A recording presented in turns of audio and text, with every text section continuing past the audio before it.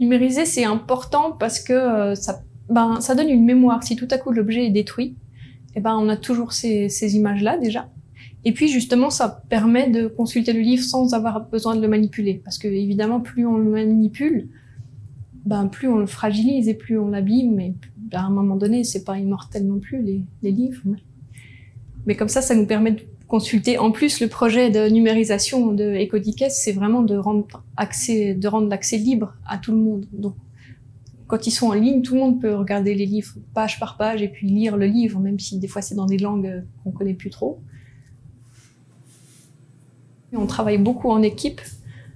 Déjà, quand on me demande des photographies de livres, on m'explique beaucoup ce que c'est. Comme ça rend mon travail très intéressant. Et puis, avec les restauratrices aussi, je travaille beaucoup avec elles.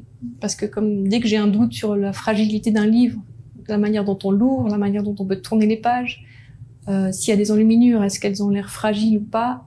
Et du coup, dès que j'ai un doute, je vais tout de suite demander à une des restauratrices ce qu'elle en pense, qu'est-ce que moi je peux faire, à quel point je peux ouvrir le livre ou pas aussi.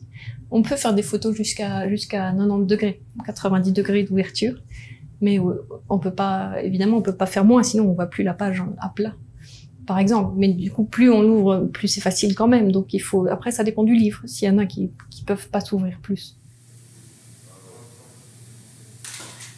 C'est pour ça qu'on est des photographes, en fait, et pas des archivistes. Il faut vraiment qu'on maîtrise... Chaque papier réagit différemment à la lumière aussi. Donc ça change. Et puis du coup, on doit s'adapter. Et puis, techniquement aussi, la table, elle a été vraiment faite... Elle a été inventée pour ça, en fait. Donc, elle s'adapte vraiment à tous les livres. On peut bouger les plateaux. On n'a pas besoin d'ouvrir les livres à plat pour faire des photos. Parce que sinon, la plupart, ça les casserait, en fait, tout bêtement. Et puis, évidemment, la taille des livres, on s'adapte aussi avec la distance de l'appareil photo. Grâce à la définition des photographies, on peut vraiment voir les détails de l'encre, par exemple, ou du papier. Selon des lumières aussi plus ou moins rasantes, on peut voir des textures. Les restauratrices, elles sont contentes des fois parce qu'elles voient les détails des enluminures, voir ce qui tient ou ce qui ne tient pas. Donc ça peut être pratique. Bon, évidemment, elles ont aussi des microscopes pour ça, mais ça, c'est pratique. Et puis, des fois, on peut faire aussi par transparence, voir des fois il y a des filigranes aussi, des choses comme ça, ou des textes qui ont été écrits par-dessus d'autres textes aussi, des choses comme ça, des palimpsestes, ça s'appelle. Donc ça nous permet aussi de découvrir ce genre de choses. L'idée, c'est qu'en fait, nos photos, elles soient suffisamment vraies pour que les chercheurs, ils aient pas besoin de consulter le livre, sauf évidemment quand ils ont besoin de voir la texture du papier, etc. Mais au moins, là, ils ont vraiment les bonnes couleurs, ils ont les bonnes échelles aussi pour voir si une page est plus petite que l'autre, ou des choses comme ça. On doit vraiment gérer tout ça de manière scientifique.